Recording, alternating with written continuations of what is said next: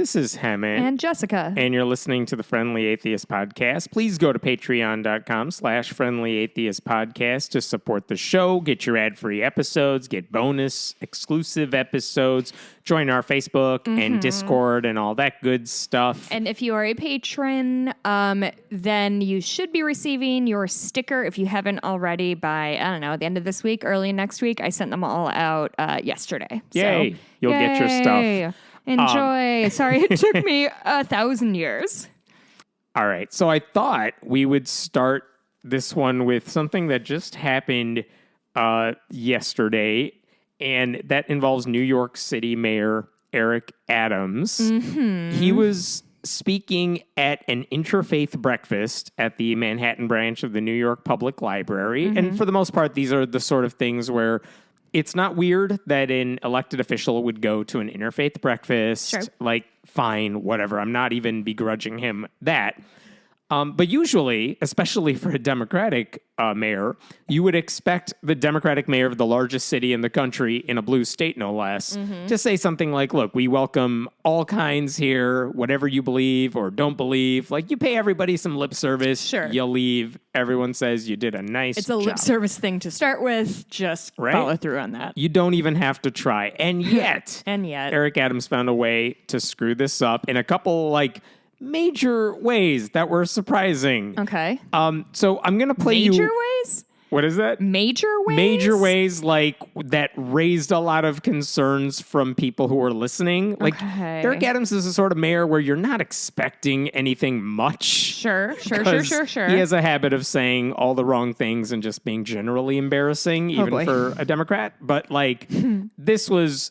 you listen to it. I'm going to play you two clips. Here's the first one. And this is one of the first things he said when he got up on stage. Why don't they behave? We are destroying our next generation. Destroying them. And we say over and over again, we need to build a world that's better for our children. No, we need to build children that's better for our world. And we have to be honest about that. I don't like that at all. And it means instilling in them some level of faith and belief. Ingrid was so right. Don't tell me about no separation of church and state. Uh-oh. State is the body, church is the heart. You take the heart out of the body dies. Technically true. I can't argue with that. I can't separate my belief because I'm an elected official. So, Yikes. First, he talked about how kids have to have faith in order to be better children in the world. Yeah. And then he specifically said, don't tell me about no separation of church and state. I can't separate my beliefs because I'm an elected official. First, no one's asking him to separate his personal, private beliefs as an elected official. Joe Biden's, famously devoutly Catholic. It's irrelevant because, like or hate his policies, he's not doing them in the name of advancing Catholicism. Right. And that's fine. That's the job. That's what you're supposed to do. Eric Adams seems to think that people are telling him never to mention his Christian faith or never to bring it up, which no one was telling him he wasn't allowed to do.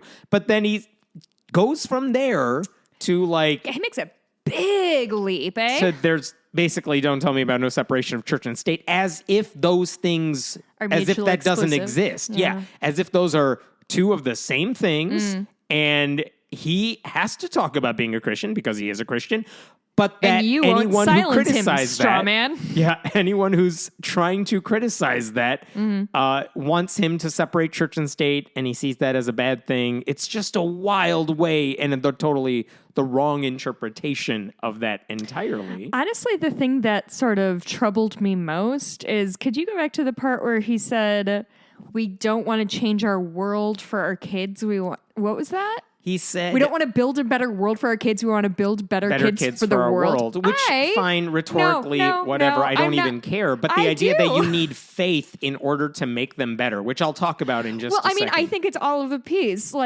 we need to train these children into faith because we're not going to fix anything. So, like, let's make sure they can deal with it. Like why are you in this office? None of it's the problem with saying that kids are going to be better off if they have faith in their life. I mean, that's just, there's no evidence that's true across the board. I've quoted this before, but this is from sociologist Phil Zuckerman. In terms of like, however you want to define morality, in terms, this is from his book, What It Means to Be Moral. In terms of, I'm sorry, I lied. He wrote about this in his book, What It Means to Be Moral, but this is from an article he wrote. In terms of who supports helping refugees, affordable health care for all, accurate sex education, death with dignity, gay rights, trans rights, animal rights, and as to who opposes militarism, the government use of torture, the death penalty, corporal punishment, and so on, the correlation remains. The most secular Americans exhibit the most care for the suffering of others, while the most religious exhibit the highest levels of indifference.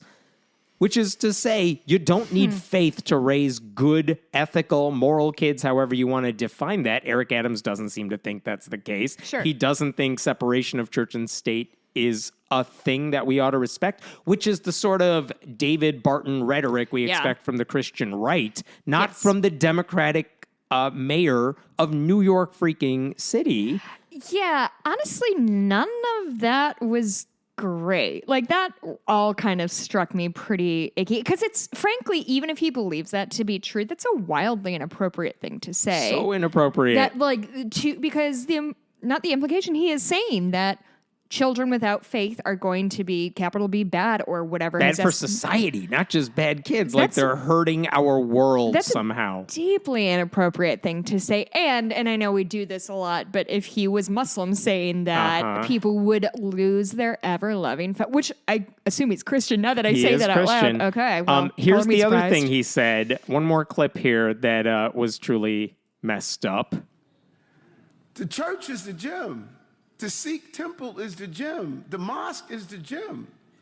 You are there for training. You're not there to leave your best worship in the gym. Because if we are bringing our best fight in the ring, we would not have homeless in this city. We would not have a crisis of domestic violence. We would not have children because when we took prayers out of schools, guns came into schools. No, dude. Dude, you fell into the world's biggest logical pothole, my dude. Yeah. Yep. First of all, he said, if you have faith, like he said, if you're going to any temple or church, you are training. What are you training for? To like unleash your goodness into the world is, I think, the best version of what he was trying to say there. But he's saying that if we did that, if we follow the precepts of our religious beliefs or something, there would be no domestic violence. Sir, you're there would be no mayor. You cannot be a person saying the only thing we need to do is raise more religious children to combat gun violence and domestic violence? Yeah. Yep. That's what he said. And he said again, quote, when we took prayers out of schools, guns came into schools. Fucked. Let's talk about that really quick. Just to give people some dates here. Jesus fucking Christ. We never took prayers out of school because guess what? Kids, adults can always pray on their own time. No one took that out. The only thing that got removed in like 1962 was forced Christian prayer, like coming through the loudspeakers. It was the right decision then, and it's appalling that any elected official would think pushing religion on kids would solve problems like domestic violence. I mean, it's so wildly inappropriate. To say that we got rid of prayer, not true, but that we got rid of prayer and then gun violence came in. 1962 was that Supreme Court decision. What year did Columbine happen? If you want to call, that's not the first school shooting, but that's the first big one that we all talk about. That's 99. Yeah. That is 37 years later. So either God has very slow reaction time or he's just making shit up. I mean, there are a lot of factors that explain the rise in gun violence in schools. Removing mandatory prayers from classrooms isn't one of them. And by the way, there's plenty of horrific evidence that having more God doesn't stop gun violence. I know that because there have been mass shootings in places of worship. It's awful. So to suggest that the lack of forced prayer in school is part of the problem, again, you expect that from like a Republican who's trying to become president saying that sort of lie because they know Christians who are very gullible will believe them. You don't expect that from a Democrat who runs the largest city in the country. Here's how bad it was. Oh, I forgot. At one point, he loves his metaphors, Eric Adams. Sure. He held up a sponge. Christians in general love a metaphor. He held up a sponge on stage and he urged the crowd to like embrace spirituality and wring out their despair by squeezing the despair out with the sponge of faith. And he said, "You will never be who you ought to be if you carry around a saturated sponge of despair. You've got to wring it out." To which, to her credit, Marianne Williamson, the kooky spiritual person who ran for president for 3 minutes 4 years ago and is running again now for some reason. Oh, good. I was worried about that. Even she chimed in, "Imagine if I had done that." Girl. Touche, girl. Yes. Girl. We would have made fun of you as well because it's a dumb thing to say. You know how Eric Adams' faith is like a sponge? It gets nasty quickly and it's full of holes. Ooh, Boom, roasted. That's pretty funny. You're welcome. And it's kind of stinky. Here's where it got even worse for Eric Adams. Did you like my stinky joke? Not only did he refuse to like apologize, surprise, surprise, when critics called out the Christian right rhetoric, his spokesman, Fabian Levy, said, "No, the mayor isn't pushing for upending any U.S. laws or principles," which no one was accusing him of. Like, just because you're not changing the law doesn't mean what you said is okay. But then the spokesperson said this: "While everyone in the room immediately understood what the mayor meant, it's unfortunate that some have immediately attempted to hijack the narrative in an effort to misrepresent the mayor's comments." Buddy, we're not misrepresenting it. We are quoting him in context, and there's no context in which any of those statements are okay. Listen, there's no shortage of groups that have since spoken out against it, but just to quote a couple here, Rachel Laser from Americans United for Separation of Church and State, "It's especially disheartening to hear the mayor of New York City promoting right-wing Christian nationalist talking points about prayer solving gun violence. His words ignore the fact that students are free to voluntarily pray in public schools because of the separation of church and state." The head of the New York Civil Liberties Union said, "It is odd that Mayor Adams would need a refresher on the First Amendment. After all, he has sworn to uphold the Constitution more than once." Goes on for a while. By the way, a quarter of New York City is non-religious. You would think a guy who supposedly knows his city as well as anyone would acknowledge that, oh, right, a quarter of our city, I love them. They are my citizens. They are my constituents. And to write them off as people who are incapable of doing good, apparently. Right. Now, this is from 2008, but while you were talking, I have been trying to see if I could find some numbers. And theology. Close enough. Theology. Drink there it more. is. The theology professor, Stephen Tracy, who is in Brisbane, Australia, I believe, says, quote, "It is widely accepted by abuse experts and validated by numerous studies that evangelical men who sporadically attend church are more likely than any other men of any other religious group and more likely than secular men to assault their wives." Hey, look at that. So I'm not sure that church is the solution to And I mean, how many times have we covered churches that cover up or just ignore allegations of abuse? Oh, constantly. I mean, it's just a dumb thing to say. It's a dumb thing to double down on after people call you out on it. I mean, I think that's kind of a real problem that we're having is people if he followed up that little tirade, which was, again, wildly inappropriate, but if he followed it up and said, listen, I got ahead of myself. I was in front of a crowd. I got fired up. I said things that I should not have said especially as a government official, as a duly elected government official. I'm sorry if I offended people who have no religion. That would be the appropriate response to this. Yeah. Not Instead, he took the Lori Lightfoot approach of, I can say no wrong. Don't you dare criticize me. Why do you hate why do you hate black lesbians? So is the answer. Yeah, I mean, truly, it's been disappointing to see, like, because the problem is we Democrats actually hold our politicians to the standards that we believe that they should hold, and the right wing doesn't. Yeah. And so again, yeah, that's part of the problem. Not only are you saying right wing stuff, then you're acting like conservatives by just refusing to admit you've done anything wrong. Do better. It just makes everything worse. Let me talk about I don't think we talked about what happened at Asbury University, because I'm still not convinced this is a big story, but it is to a lot of other people. So, there is this Christian college close to Lexington, Kentucky. It's called Asbury, A-S-B-U-R-Y, Asbury University. Ass. Yep, you get it out of your system. But, like, here's what happened. A few weeks ago, like early February 8th, they have their usual morning chapel service one morning. Classic. Students are there, whatever. It's a private Christian school. They do their thing.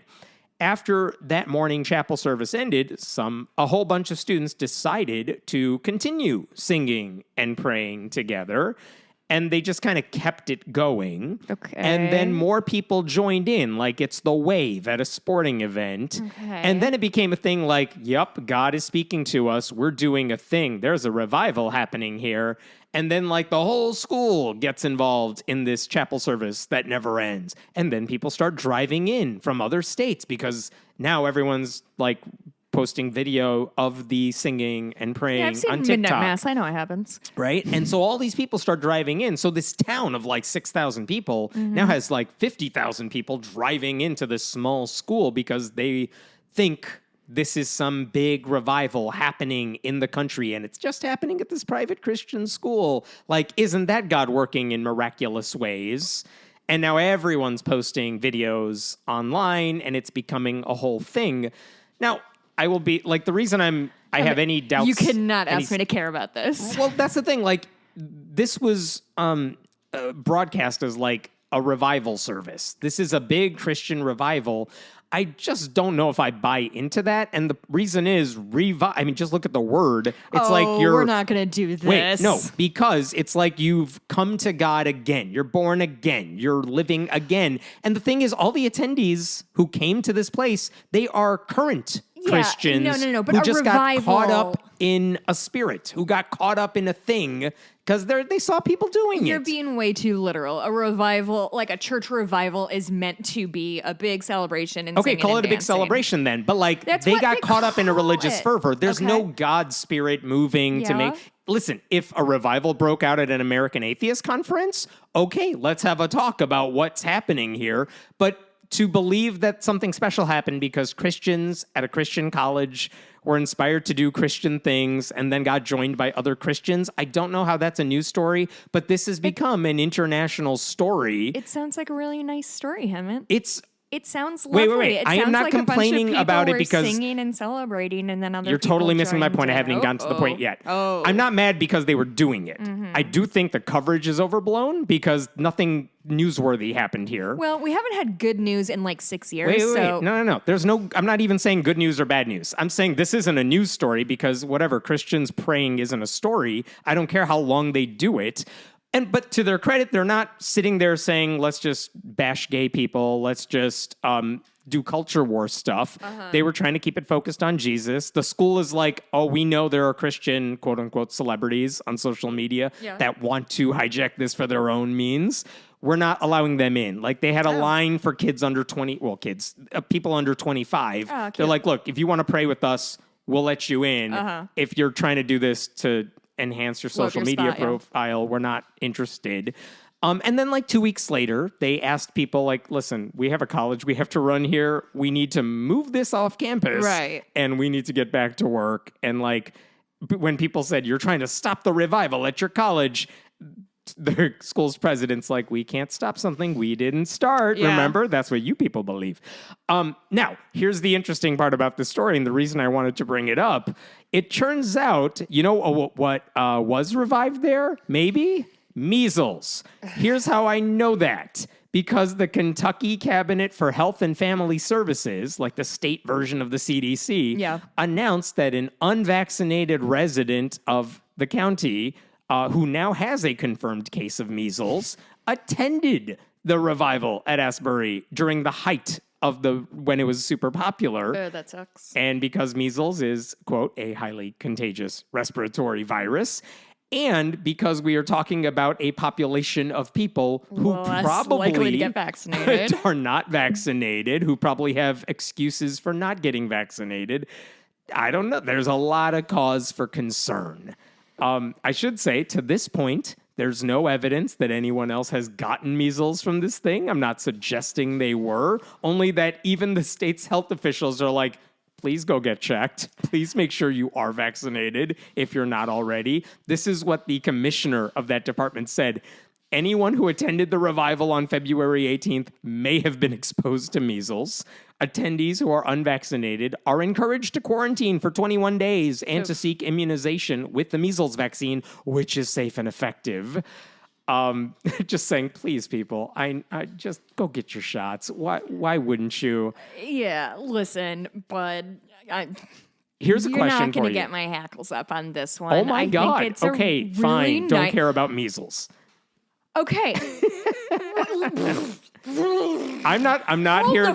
I'm not saying let's trash the people who prayed at Asbury. I don't think it's a story, but I'm not mad about them. Sure, you're not saying don't trash the people Yeah. who Listen, prayed? if I wanted to trash them, I would tell you I want to trash them. I don't care if they want to pray on their own time, which they did. Fine, do your thing. I think it's silly, but again, my opinion doesn't matter here. But if I'm wondering, let's say this happened like right as the pandemic was starting and everything was starting to get shut down, do you think for a second anyone in this place would have said, well, I'll take the safety precaution here. It seems like someone here has COVID, so I will go home and quarantine? Of course they wouldn't. Of course they wouldn't. And I'm really, really worried. But I am not entirely convinced that one person who made terrible decisions time after time after time, not getting vaccinated, not being safe, etc. I'm having a hard time connecting that one person's horrible decisions to this sort of larger, like, yes, it's an overblown news story, but like, I don't want to blow your mind, but human interest stories are pretty fucking popular for a reason. It's a nice story. Wait. I don't get why you don't care about the person with measles going to a crowded event and perhaps spreading a respiratory virus. Of course I care That's the only thing I want to talk about.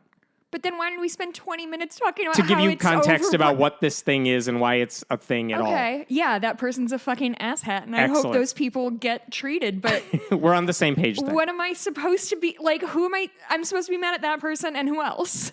Everyone who attended and didn't take any precautions because they should. Okay. I don't know. That didn't feel like This is going to be a bigger story if worthy. And when something happens.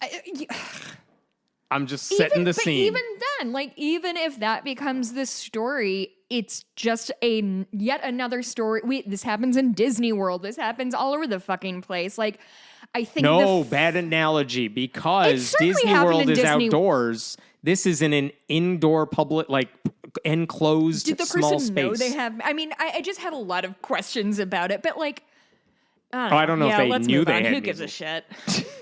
All right, I'm talking about Frank Pavone. Frank Pavone, we've talked about him before because he used to be a Catholic priest. Mobster cartoon? Close enough. He was a Catholic priest. He was kicked out of the priesthood late last year. Okay. And the reason we talked about him when he got kicked out of the priesthood is because this is a guy who's like... What do you have to do to get kicked? Yeah, do you know how bad you have to be to get kicked out of the Catholic Church? He did a few things, and the question was, like, what did you do to get kicked out? Because he's a conservative pastor, surprise, surprise, but this is a guy who runs a group called Priests for Life that is anti-abortion. Wow. That group got a lot of attention in 2016 because Frankie Pavone here did a live stream where he used an actual dead fetus as a political prop, saying, look at this thing I just have on hand. Where did he get a fucking fetus, That's bud? a lovely question. Hammond, that's really scary, actually. Uh-huh. Why does he have human means. Yeah, that's an excellent question. Was he just holding it with gross bare hands? I think so. And I don't think that's why he got kicked out. He also he also urged Catholics to vote for Donald Trump, which is not something any religious leader should be doing. I don't care who he votes for, but using his religious title to endorse a candidate, you can't do. But that's not why he got kicked out either. Years. Yeah. It turns out there was a letter sent to him back late last year. And they said one of the problems... Oh, I didn't even mention. This guy, Pavone, made tweets in 2020 where he called Joe Biden a effing loser. He said the Democratic Party was God-hating and America-hating. Just like Jesus said. And that Biden's supporters can't say an expletive thing in support of their loser candidate without using the word Trump. What the hell do you have to say for yourselves, losers? Said the Catholic priest. Goddamn is the word he used. From the Bible? That is quoting Jesus verbatim. I don't know the Bible that well, but I recognize scripture when I hear it. The church, the Vatican, this is the letter people got a hold of finally. The church's letter dismissing him from the priesthood, it referenced blasphemous communications on social media, which suggests to me they were more concerned about the word goddamn than like the live dead fetus. The Catholic Church is so ill-equipped to deal with the 21st century. But here's the thing. Your social media. Like, Jesus Christ, gang. But that's not why they kicked him out either. What? They referenced that, but here's what they actually said in the letter. Father Pavone was given ample opportunity to defend himself in the canonical proceedings, and he was given multiple opportunities to submit himself to the authority of his diocesan bishop. I might be pronouncing that wrong. But basically, you're not submitting to authority. Maybe? You're not submitting to authority because someone told you to do something and you didn't do it, and that's why you're getting kicked out of the priesthood. Ooh, very military of them, eh? Uh-huh. You might have killed a village, but you did it on orders. Right. That's how the Catholic Church works. So he went from being without permission. Father Frank Pavone into like Frank the creepy fetus dude who Frank does the Tank. Yep. To do Catholic cosplay and convince people to support MAGA Republicans. And by the way, after that happened, he said he was being persecuted, basically, on Twitter. Obviously, by his own church. Hey, I have a question. Do you think he still goes to Mass? These are things I think about. Question. Like when people get a full-on boot out of the Catholic Church, like, are you still trying to get your communion in every Sunday? I don't know if he still goes. Ironically, he still does run Priests for Life, even though he's not a priest, and he clearly doesn't care about life. But that's not what the story's all about. That's the background. Here's what happened now. It turns out that since he got kicked out of the priesthood, which is November of last year, basically. From where again? We'll get to that. Oh, okay. Like Arizona-ish. He was kicked out in November. The world found out about this in December when that letter got made public. I found out about it in March. It's only been a couple months since that time. And it turns out he's now, since then, been accused by multiple women of sexual misconduct. Oh, no, buddy. Multiple people. I thought you were supposed to be celibate, my dude. I want to run through... let's talk about that. How hard can you fail at celibacy by raping a person? He didn't do that. Oh. Nope, you're jumping the gun. Just wait. You're going to put your foot in your mouth real quick on this one. Oh, God. So hold your thought for a second. Oh, God. So here's the story. There's a conservative website called The Pillar. I don't love their quote-unquote journalism, but one time, for example, they outed a hypocritical priest who was using Grindr. That's the sort of journalism they do. Interesting, sure, but I don't care about a priest's private life, even if he is a hypocrite. Anyway, here's what The Pillar said recently. This is from last month. They said he had been accused of, quote, sexual harassment, grooming behavior, and coercive physical contact with young women. I'm quoting here. The Pillar has learned that at least 2 reports of misconduct were sent to the Diocese of Amarillo, Texas, during or before 2010, with additional complaints also likely filed. Reports involved allegedly inappropriate behavior toward interns and junior employees of Priests for Life. So here's the story that involved here, and this is it's not He wasn't pushing himself on people, but it's inappropriate. Yeah. One woman who served as his assistant in college, his assistant for that group, said basically he began grooming her as soon as she began working for him. Cool. He would touch her inappropriately, like rubbing her back, and then suddenly her bra got unclasped. Oh, yeah, my foot's tasting real good, Hammett. Sitting on her hotel bed during a work trip, asking if she wanted to slip into something more comfortable. Sir, are you from a movie? Other women said he was making unwanted advances and acting inappropriately, and he used his status as a priest and the director of Priests for Life to, quote, gain isolated access to women in their homes or during trips for the organization. So he didn't do anything physical, but crossing every single line along the way there. Is everybody a potential predator given the right opportunity? This is the question I keep turning myself If you've over listened to my Atheist head. podcasts in the past several months, I think you will find the answer is yes. How much power do I have to garner until I start abusing it? I think you're about 400 patrons away from like cornering somebody and telling them how good his butt looks in those khakis. Exactly. Here's the thing. All these people started working for Priests for Life, one, because they respected the guy, they respected the mission, and they're like, again, it's a very like, you have power over me in this situation. I don't want to say anything to piss you off. Right. And so a lot of them are like, he's saying uncomfortable things, but maybe that's just old guy syndrome. Whatever it is. Can't read the room, doesn't get what's appropriate anymore. A spokesperson said all the complaints were resolved satisfactorily. And that according the diocese, to whom? according to Priests for Life, and that the diocese issued multiple letters saying Pavone remained in good standing. Now, the first... That was a good sign when you have to release a ton of letters. Like, no. He's doing great. I'm going to mail you next week to remind you how good he's doing. The first woman said her case was not, in fact, resolved satisfactorily. What? So that article came out on January 24th. A few days later, so we're still talking like last month now, it turns out a different Priests for Life employee, this guy's a male priest, he confirmed that sexual misconduct was a problem when he worked at the organization. He said from 2015 to 2018, when he worked there, he had counseled one staffer for more than 2 years over sexual harassment she had allegedly experienced from Pavone. I'm quoting from this other priest. She made it clear she was not comfortable with his inappropriate advances. It did not stop, and I actually personally confronted Frank about the situation, and it still did not stop, and she was eventually forced to quit.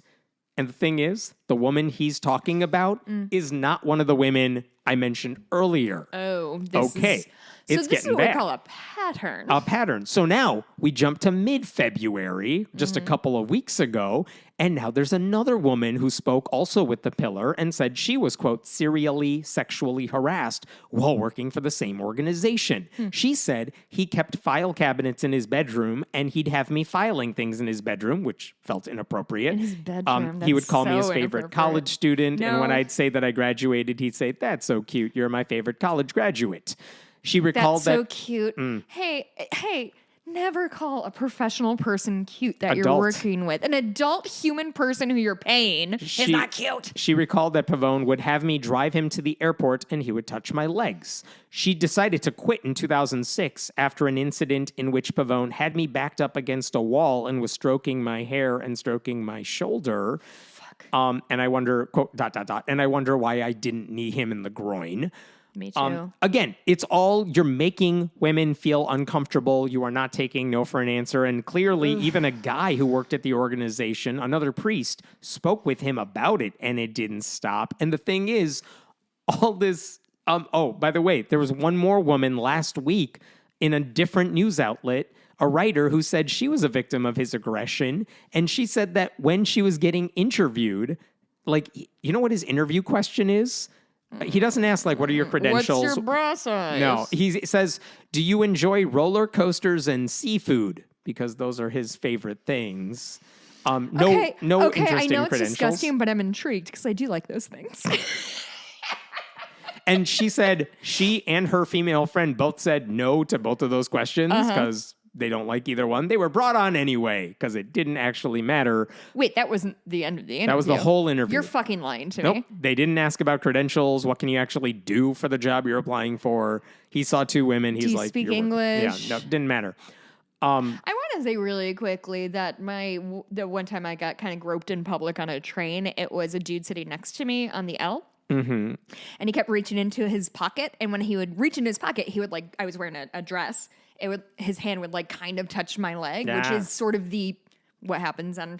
But then he kept pulling his phone in and out of his pocket. And then he really just bailed on the phone premise and just started running his leg on my thigh, at which point, and I'm really proud of this because I didn't even my fight or flight wasn't even triggered. I was just like, do not fucking touch me.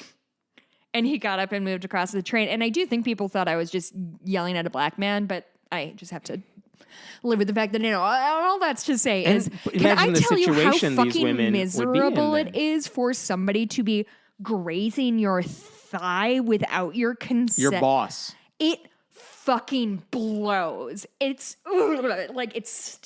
the male priest who worked with Pavone is calling for his resignation from the group, even though he doesn't work there calling for his head anymore. On a platter. Yep. Ooh, is that too much? Yes. Am I going to get arrested? Yes. Okay. And the Daily Beast pointed out in its own summary of all these incidents, these allegations span a period of almost 20 years from the late 90s till 2018.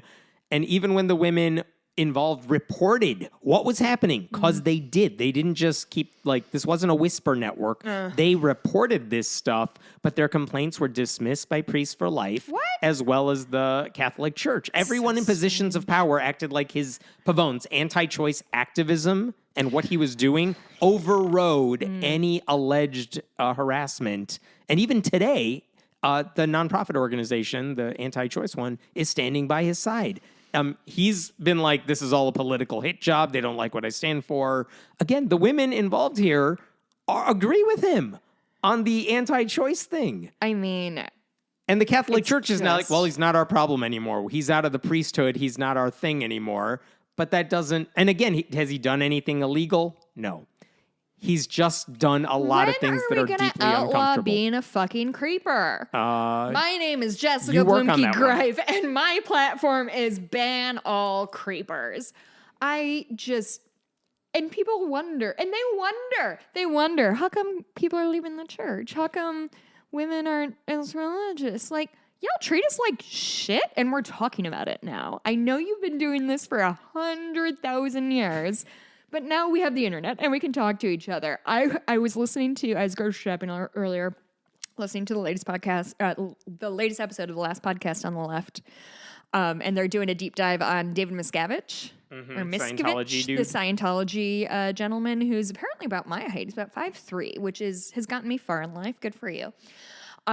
Anyway, he's an absolute asshole, but they were having this conversation about how Shelley Miscavige basically... She's been missing for a while. Since 2006, I want to say, but they were talking about how women are treated, and Ben Kissel goes to the other two seems like doesn't matter what religion it is, they always end up shitting on the women, huh? Or the women always end up suffering. And yeah, welcome to religion. Truly, the way Marcus and Henry... It's just an organized way to do it. Truly, there was just a 2-second pause and they both went, yep.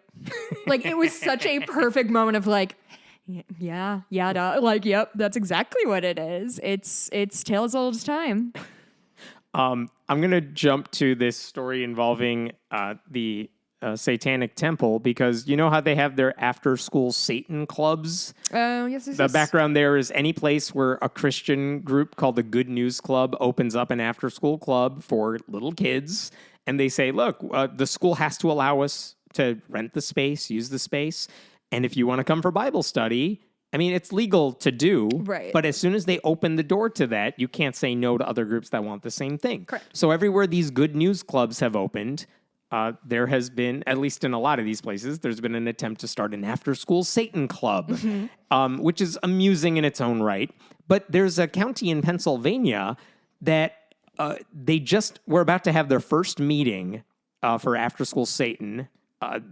It was scheduled for next week. But after they announced that they were going to have this club... After School Satan, it's called ASS? It's called ASS Club. Guys, that's right. Come on now. Come on, take this seriously. Call it No, sass. please don't. I love it. Satan Keep it after going. school. But Satan's student. a couple weeks ago, someone left a voicemail to the district saying that, and they referenced the decision to allow After School Satan to use the district's facilities after school. Someone left a message citing that and then making a threat to the school. So, A threat of what nature? they didn't specify in the article that I was reading. Oh, but that's very scary. This was after school on a Tuesday afternoon. And Christians are violent and volatile, aren't they? Well, by 8 p.m. on that night, the superintendent of the district made a decision to close schools Wednesday. God, that's so fucking scary. To play what it else safe, are you right? do? What else are you going to do? There was nothing. There was no more evidence. There was nothing found. They Could took they the trace proper the call? precautions. I'm sure they're the looking into year it. 2023. They have caller ID, right? But what was amazing is that, I forgot if this district had to close it the next day as well. But immediately that Friday night, by the end of the week, the superintendent had rescinded the approval for the After School Satan Club to use their facilities.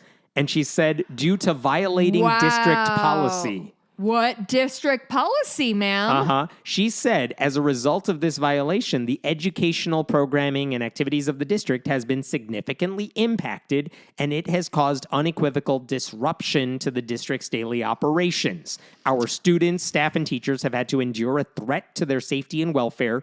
The gravity of feelings of instability, anxiety, and fear have been profound, basically saying that because you existed and because some random dude made a threat because of you, we're going to punish you for all the disruption that's been caused. Ooh, that was a bad call. And if they go through... that was a bad call. Man, if they go... and by the way, they did not say we're canceling all after-school clubs. No, of course not. No. It's just only the Satanists, which is a lawsuit in the making. Remind me where this is? This was in Pennsylvania. Pennsylvania, But keep in mind, Satanists did not phone in the threat. They didn't put kids in danger. No, of course not. This is a critical thinking and compassion club in response to a Christian club that already exists at the same middle school. Oh, that's going to go all the way to the Supreme Court, isn't it? Well, hopefully not. Hopefully it's Doesn't this taken feel care like of something earlier. that's going to get appealed and appealed?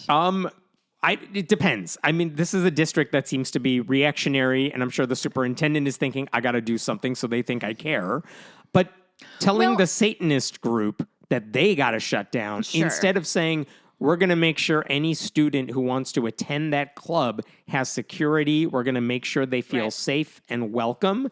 And, I mean, they have a choice. They can let all these clubs continue existing, which no one has a problem with, or you say no to all of them because of these threats. What you don't do is punish one group in particular because they were the target or they were cited in the harassment, and then just pretend like you've fixed all the problems. No, you've only created problems then. That was a bad call toe tip. And you're giving people a playbook. Oh, there's a Satanist, there's an after-school Satan club near you? Yeah, just call in an anonymous threat. Great.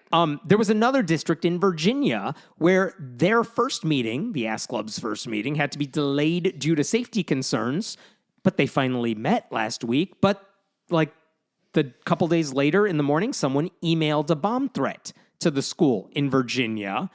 The threat called the primary school evil. It accused it of promoting devil worship. And they said they would set the bombs off once everyone is evacuated. And the school was evacuated, and they had police there, and nothing happened. But because of the length of the inspections, students were dismissed early, all after-school activities were canceled, and then a second bomb threat was made the next day. The same school? Same school. Now, here's the thing. That district in Virginia, if I have this right, they decided, no, we are not canceling the Satanic Club just because of this. No, we'll do what we can because we want after-school clubs, and we want to protect the children. We have a spine that we're eager to keep intact. So the question is what this Pennsylvania district is going to do, because they're just heading towards an illegal, they've already taken that step. Yeah. But if they don't fix it soon. Let's hope that the AHA or whomever is going to send them a cease and desist I letter. did ask the Satanic Temple, so are you going to pursue this one? Are you going to file a lawsuit over this? They haven't decided yet. I'm curious why not. That feels like a slam dunk. I think that, no, they don't want to file a lawsuit over this. Oh. They want to work this out and just provide a safe space for the kids. Yeah. And there are people who are interested interested in coming to their club, that's what they want. They don't want this to be a lawsuit. So they're trying to figure out, like, look, that's a last resort. We're going to try all these other channels first to see if we could resolve the problem. Yeah. And if we can't, we'll talk about that. That's an option on the table. But right now, they're just trying to figure out what they can do here. So, like, in this case, it would be, start with the cease and desist. Is that the first step, or is that... I don't know. I don't know what the legally first thing to do is, other than to say, listen, here's like the legal problem with what you're doing. Yeah.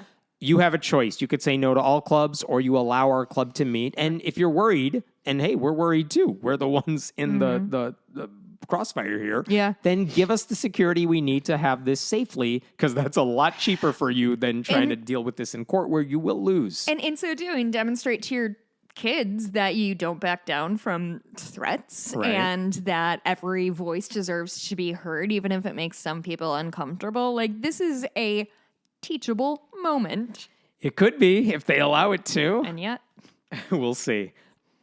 This is an interesting story that I just came across today, and I did not know this. Oh my God, your smile is making me scared. Well, it's weird because it quotes me, it's quoting me directly, well, that explains and it's the on smile. A Christian website. So I'm always like, what are you saying? What did I do to make you upset? And it comes from Dr. Michael Brown, who is like a very, I forgot the exact title he uses, religious label he uses. But basically, he writes for Charisma, which is a very charismatic, Pentecostal, like fundamentalist sort of Christian website. Cool. But I'm going to read from the beginning of this article. Last week, a remarkable email was forwarded to me by my staff. Ooh. I'm trying not to say the name of the person who wrote it, but basically, here's the story. There was a person who wrote for Friendly Atheist, my site. Is it me? No, it's not you. Oh. For a couple of years, when I was writing at Patheos. Wrote for me for a couple of years. She was a Christian. She was a progressive Christian, but I felt like, most of the stuff I write is not arguing for why God is wrong. It's arguing for why conservative Christianity is harmful. Right. And she felt the same way. So it's like, you know what? That's not much of a conflict for me, the fact that you're religious. And those are definitely our allies, are the separation church and state people. So she wrote a bunch of articles over the course of like a year or two. And then when I moved to Only Sky at the beginning of 2022, it's like, you know what? I'm making a lot of changes here personally. I'm not doing contributors really. So it seemed like a good time to part ways, and fine. Yeah. I haven't really talked to her since. So Michael Brown in this article says, a remarkable email was forwarded to me by my staff. It was from that writer. Her name is Beth. I could say that. Her name is Beth. Yeah, but basically, Michael Brown says, she is someone I had previously interacted with when she was a hostile, progressive Christian writing for an atheist website. Oh, that's Why was she contacting me now? I share all this with you with her full permission and blessing. And Beth wrote in her email, Dear Michael, she found an article that Michael Brown had written years ago that she had criticized on my site. Okay. Because that's the sort of thing I would totally publish. What is it? Like what year-ish? 2019. Oh, okay. I think his article was about the weapon of progressive Christianity and why it was a bad thing. Sure. She wrote a response to that, calling out the problems with the article.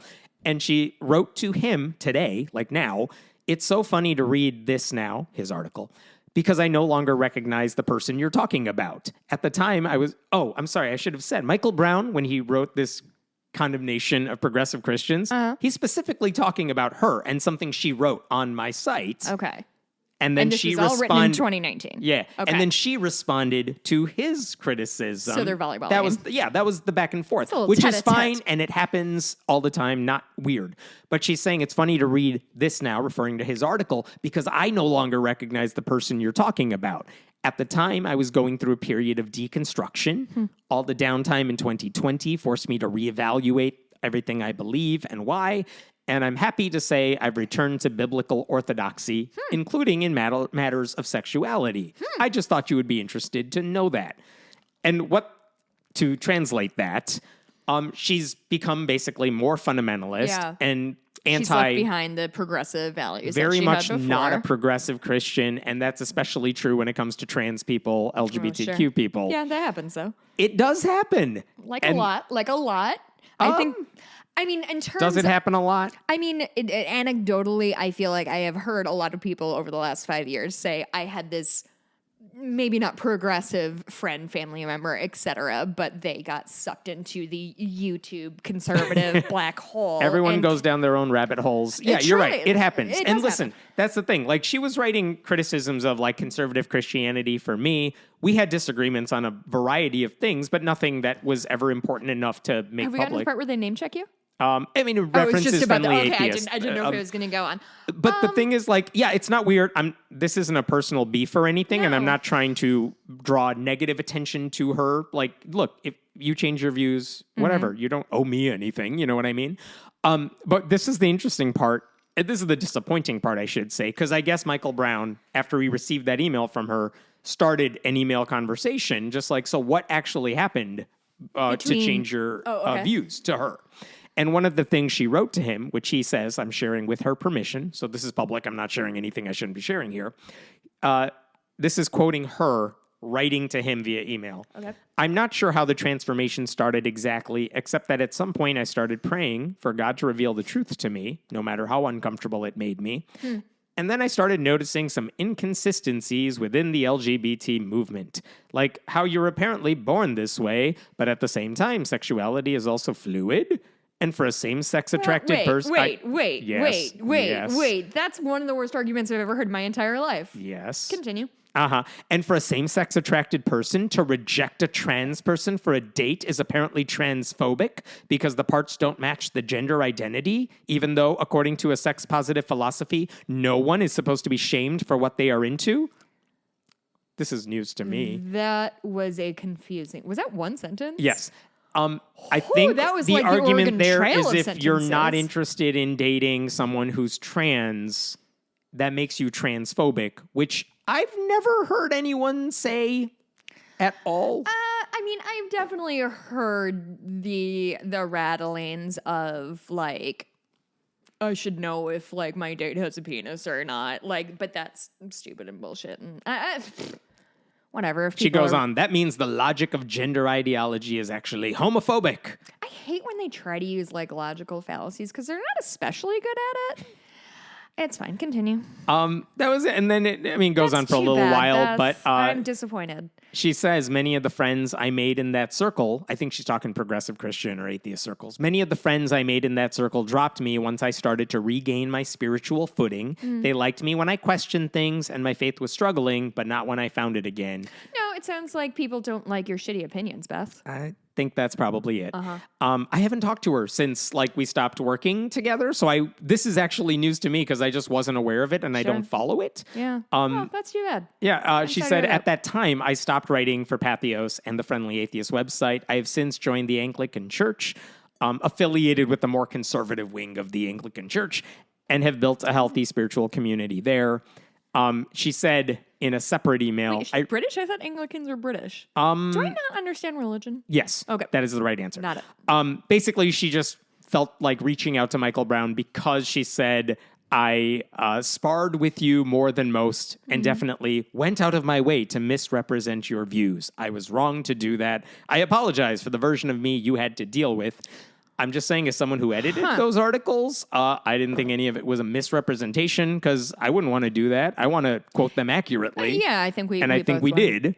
So anyway, I found that interesting. Well, I mean, God, when the undercurrents of the words change, apparently that means something is completely different. Like, I don't know. I think I'm more upset at seeing Michael Brown take a victory lap than I am at Beth having a change of mind on any of this stuff. Because whatever, individuals can do whatever they do. It Everybody's happens on their journey, on their path, finding who they are. Yeah, that's too bad, but also...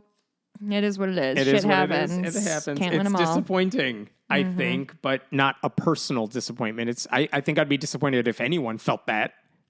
As in the anti-trans stuff, anti-gay stuff. I'm disappointed when I hear that. Do you ever go back and like read your shit from like 10, 15 years ago? Oh, I'm embarrassed by stuff I wrote last week, so I try to avoid everything I wrote in the past. I have been kind of in circles that are like, that's a virtue. If you look back at something you did last year and you're like, oof, I didn't know what the fuck I was talking about.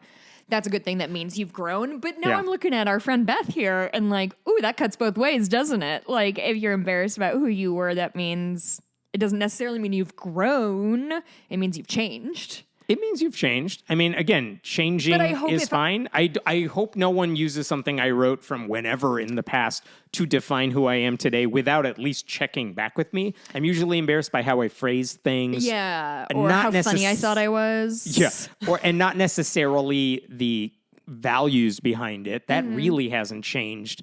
But there are some things I'm sure I've shifted on. Yeah. But again, this is one of those things when you do the sort of thing we're doing, which is share your opinions on a regular basis in real time. Yeah, they're going to change in the future, hopefully. Otherwise, you haven't learned anything. You haven't gotten any more nuanced or anything like that. Somebody on the Facebook page described, because last week you said that you said something about the King Singers, and I was like, I've seen them! And then immediately I was like, no, I haven't. I lied to you.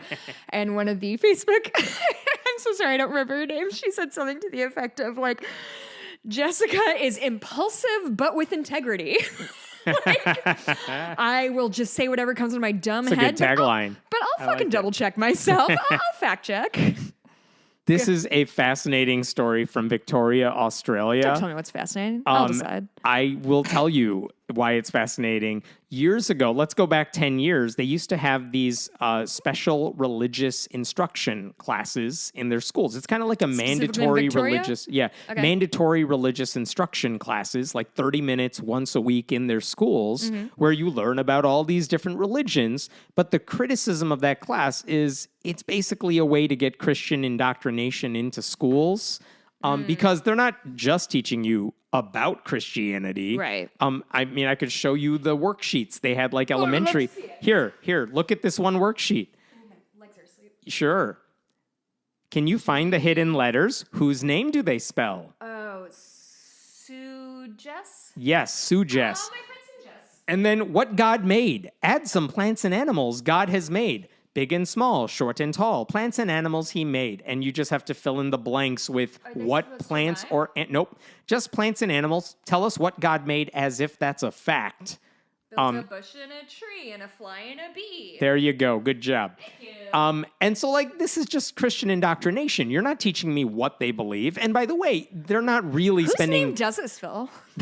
They're not even trying to teach you the same length of time about other religions. Others get lip service, but Christianity was kind of the main course. But I think it's vital at this point, I want to say, to remind myself, Australia is not America. They don't have the separation of church and state, correct? Or do they? Don't ask me. I don't care, and I don't know. Bring that up? The reason I bring it up is the argument was these classes are supposed to teach us about faiths. They're not. They're indoctrination classes, and they don't belong there.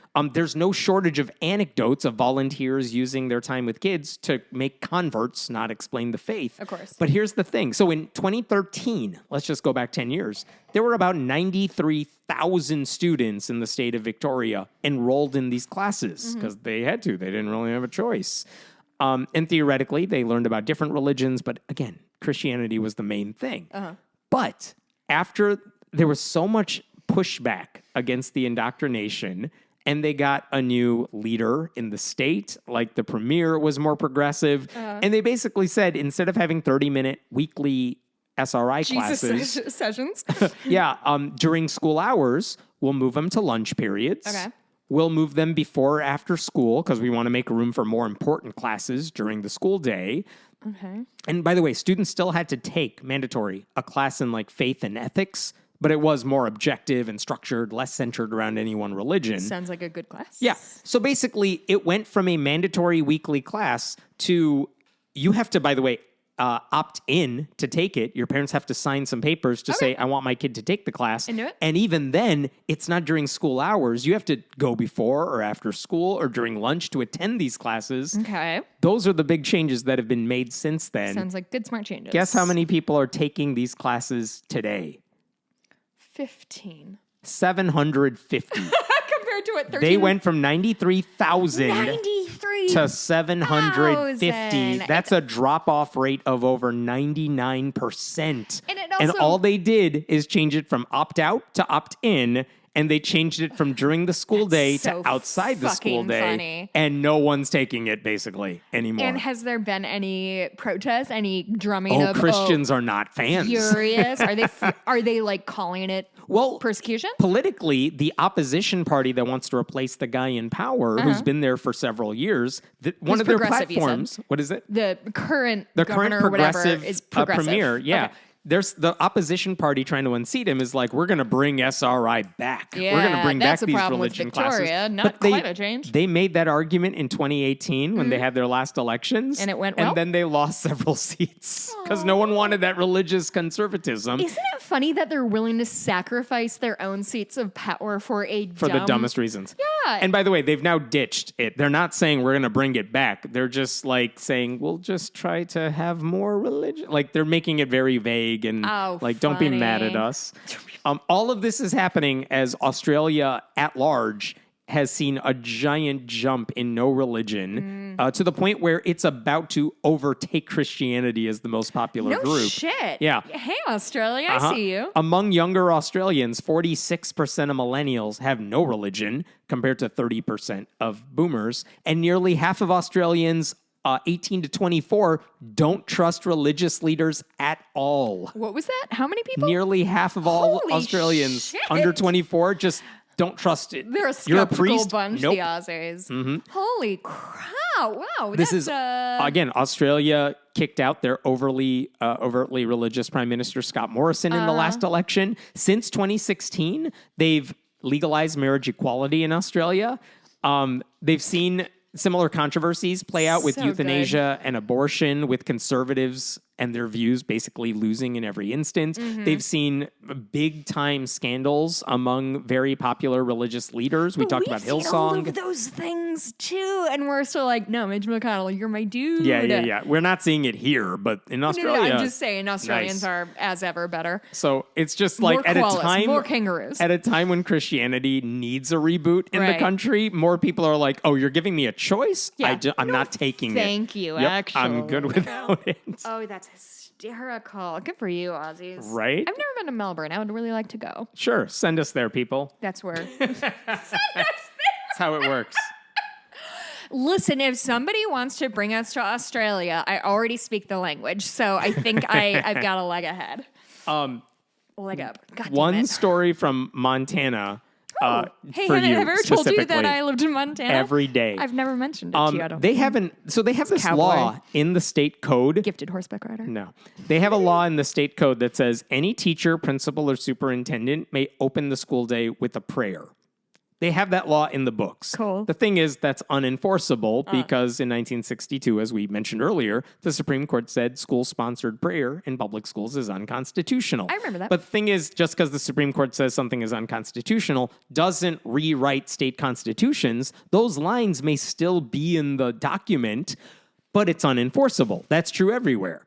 That's why you might see, like, whatever, I don't know if this is true, like Mississippi's constitution may say gay marriage is illegal. Right. But it doesn't matter what it says because we have a law that overrides that. Yeah, that's when I deeply don't understand states' rights versus national rights. Well, it doesn't matter anymore. The Supreme Court can't go to your state constitution and like white out something that no longer applies because laws always change, whatever. There has to be like a push within the state to remove archaic lines. Right. Which is why sometimes you might see like Indiana has a law that says whatever, you can't drive over 50 miles per hour after midnight. If it's you're like, where did a those woman come with from? a club foot. Yeah. But honestly, I think about those things all the time that are left on the books. And it's like, okay, is it better for those archaic laws to just be like around or like using or our should we actually litigators? try to get rid of it? But like, is their actual time worth these unenforceable laws? Right. That's why sometimes they stay, and sometimes like, what's the point if it's going? Especially if it's something controversial that's no longer legal. Like, what's the point of trying to get people pissed off about something that's already not rile illegal? up anybody. So whatever, they can have that old law in the books. It doesn't matter.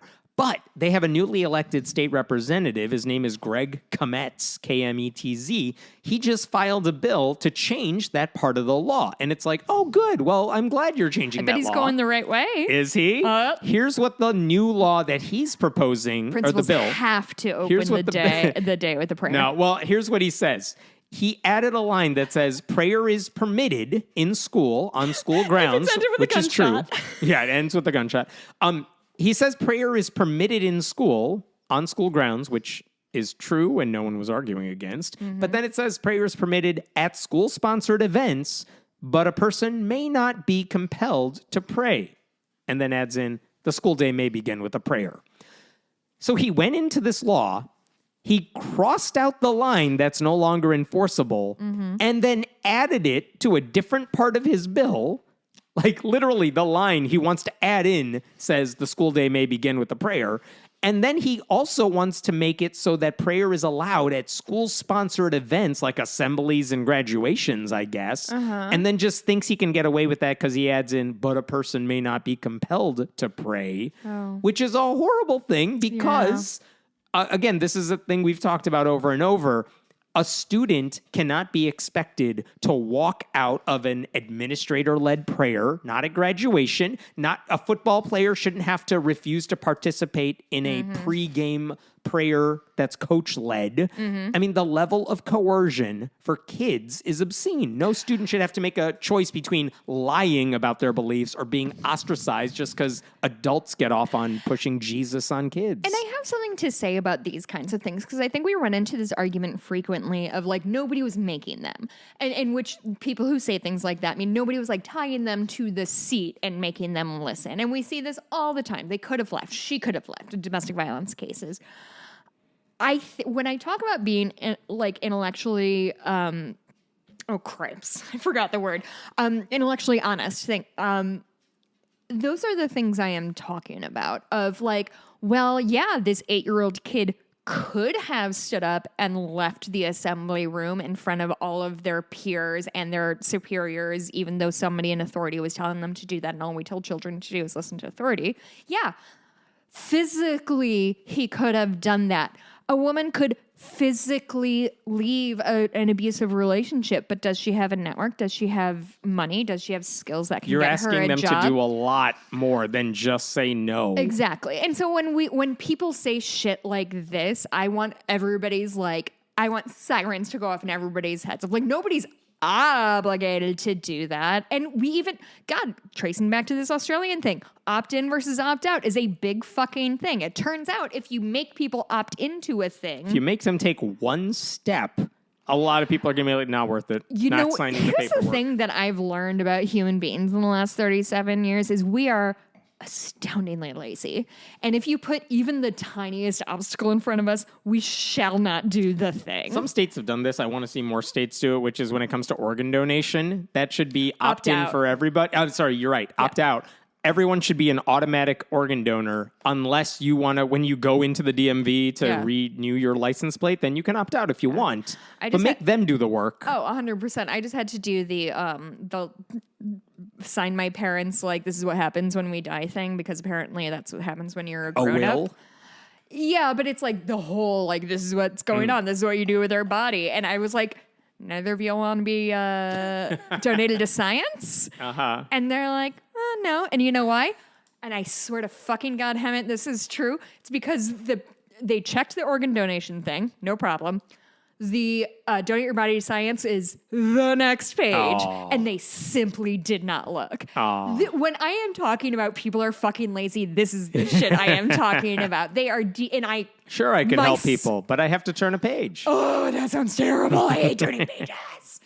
I should say this Kometz dude, he also added a line. One of the ways he says... Where's he from? Montana. No, I don't know where. What's I his don't name? keep track. Montana is one place in one city. Kometz? That's all that matters. He also said in here that like kids during free reading time, or if they have an assignment where they can read stuff, he says they can read, quote, the Bible or other religious material. He doesn't say they can read religious material, which, by the way, no one was saying they couldn't. A Bible, but he very specifically says the Bible or, other crap. Like, as if we didn't know this was about pushing Christianity as opposed to anything else. Dude, your whole ass is showing. Yeah. Have you seen a picture of this dude? Yes, I have. My favorite is watching video of him in subcommittee hearings because he just looks like he doesn't belong and he's a fish out of water. I've truly never seen somebody look less like they're from Montana. But honestly, this is the kind of person, like, if I walked in and he was my professor, I'd be like, fuck yeah. But now that I know who he is, I look at his dumb, stupid face and I'm like, Oh my God, your tie is And embarrassing. as we've said repeatedly, only attractive people can file bills. That's in true. any That state is what I'm legislature. always saying, is that only attractive people can talk to me. One That's why last Emmett leaves all the time. Thank you. One last story involving West Virginia lawmakers, because this is State Senator Amy Grady, and she just filed a Senate bill. I can't believe we're still doing this, but it would add a clause to the state code permitting teachers to tell kids it would allow them to teach, quote, intelligent design as a theory of how the universe and or humanity came to exist. Sorry, what state is this? This is West Virginia. You know, the state Mountain known Mama. for the best quality education in the country. West Virginia gang. You know what's amazing? Y'all, you need to get your house in order before you do this shit. The bill doesn't even define intelligent design. Doesn't have to. Just like Because I'm it's just neither trying to shove intelligent God nor- into the state constitution. Just to be clear, there have been judge rulings that said no, it's creationism and you can't teach religion in school. Mm-hmm. Intelligent design, in case you were born like recently. We don't hear about this anymore. It's been a while, but it's basically saying, well, we don't know how life originated, so God must have done it.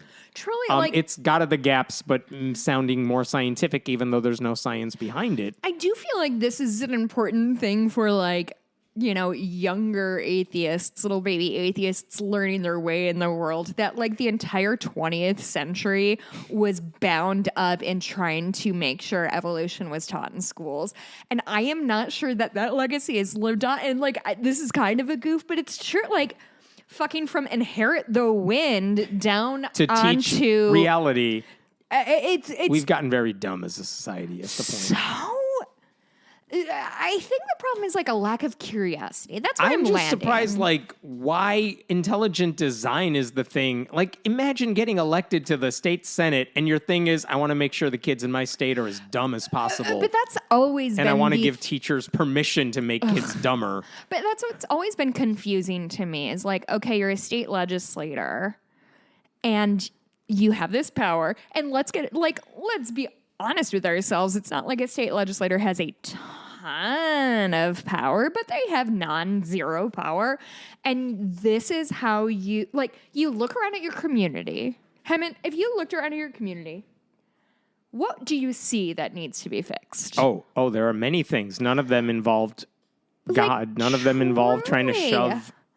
From unhoused people all over the place to earlier this week. How is this what you're passionate? There's a Nebraska state senator. We talk about Megan Hunt a lot. She's awesome. There's another Nebraska state senator named Michaela Kavanaugh who basically said, if my conservative colleagues in this legislature want to file anti-trans bills, and this is the thing this is what you're wasting your time doing. That's what you're paying your capital on, right? She has the power, and she said she's going to filibuster and do whatever it takes to stymie every single other thing they want to do there, because she is not letting this one bill pass. Girl. And I mean, that's the sort of thing where it's if you're in the state senate in any state in this country, or you're an elected official, I cannot imagine people are going to waste their time trying to hurt as many kids as possible. And you would hope that someone who gets elected, and there are a handful of these people in the country who are no, if you want to hurt kids, I will use every ounce of power I have earned here and stop you from doing that, even if I don't have the numbers to do anything proactive that I would like to do. But I will play defense and I will stop you from hurting people. That's the sort of heroism you want to see. Yeah. And you don't see it from that many people. And I'm just I was looking up this Kometz guy in Montana when I was writing about this thing. And again, small paper trail, because he hasn't been in public life for that long. Mm-hmm. But if you look on his Facebook page, if you look elsewhere, a lot of religious stuff, a conservative Christian through and through. But it's I cannot imagine that this guy does whatever he has to do to get the 5 votes you need in Montana to get elected to any sort of office. And then you get in office. There's almost 1 million people there. And then you get in office and you're what can I do here to make a difference? I'm going to pick on kids. I'm going to make sure you have to say, whatever religious thing I want you to say. Of all the ways you think you can help your state, It's unbelievable. Does it matter? Okay, so I had this conversation with my therapist, which is how oh God, he's from like Eastern Montana. Fuck that shit. Like by Forsyth? No, thank you. I did look up how much he won by. It wasn't like a big race. Oh, I don't doubt it. There's probably 12 people who live in that town. I rest my case. Yeah, but there's like 800,000 in Missoula, so it all balances out. He's not from Missoula. No. Anyway, doesn't matter. This is a very like hypothetical question. Does it matter to you personally, Hemant, as a human being, speaking for yourself and not anybody else, does it matter to you if this motherfucker genuinely believes that allowing children to live their life as the gender they feel is abusive? Wait, that's not this guy's thing for this bill. Well, in general, but we're talking. But in general, about the conservatives Meghan Hunt who get thing elected. with the trans thing of like she's going to stand in front of everything to protect trans kids. Yeah. Does it matter to you personally? And this is like if they genuinely think they're helping people by blocking trans kids. Does it make a difference? No, to because you? it means you're ignoring not just the people themselves who are affected by this law. You're basically saying, I have this belief that it's hurting you. And all the people involved, the trans kids who are involved, their parents who are involved, the scientists who study this stuff and know about it, all of them, almost across the board, are saying, no, what you're doing is hurting people. And you're going there and saying, yeah, well, too bad. I don't care what any of you have to say. My pastor said this. My religion teaches me this. My heart tells me this. Yeah. And so, no, because you're literally saying, I'm writing a bill that's going to affect you. It doesn't affect me. It affects you. And I do not care what you have to say about it. What sort of elected person are you? Who are you trying to represent? So, no, it doesn't matter to me just because they feel like they're doing the right thing. Because if you're in elected office, like, listen, I say this in my head. I don't know if I would do this. But if I were elected to any office of that level, like a state representative or something, I would try my best to set aside my personal beliefs about a lot of things. And like, if I knew something was going to directly hurt other people, even if I personally thought that's a good idea, I'm not going to waste my time trying to do that because that's not what I'm elected to do. That's not what I think elected officials should be doing. Now, if you disagree about something or you think I'm wrong about it, that's a different issue. But I'm not going out of my way to say, like, let's punish churches or something like that. Sure. Because, like, no, that's what I do in my free time. That's not what I do as an elected official.